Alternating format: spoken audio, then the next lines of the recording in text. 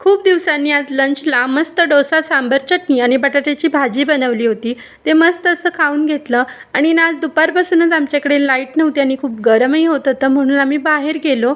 तर ना तिथली नारळाची झाडे बघून मला कोकणचीच आठवण आली. संध्याकाळी घरी आलो तरीसुद्धा लाईट आली नव्हती आणि खूप गरम होत होतं. पुण्यात जर रात्रीची लाईट नसेल तर ना करमतच नाही.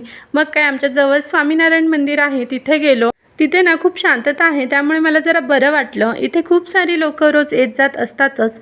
थोडा वेळ बसून आम्ही घरी जायला निघालो. तर जाताना रात्री पुणे सिटी खूपच सुंदर दिसत होती. मध्येच उसाच्या रसाच्या इथे असणाऱ्या घंटीचा आवाज आला. मग काय थांबवलंच नाही, म्हणून रस पिण्यासाठी ऑर्डर दिली. तर ना ह्या काकू तिथे त्यांच्या डॉगीला पण घेऊन आल्या होत्या आणि त्याच्याशी बोलत होत्या. आपल्यासारखंच मुक्या प्राण्यांचं मन त्या जपत होत्या. रस पिऊन मी खूप तृप्त झाले आणि घरी आलो तरीसुद्धा लाईट नव्हती. दिवसभरात माझं नख अशा शेपमध्ये कुठे तुटून पडलं ते कळलंच नाही. चला तर मग मिनी व्लॉग इथे सेंड करते. बाय.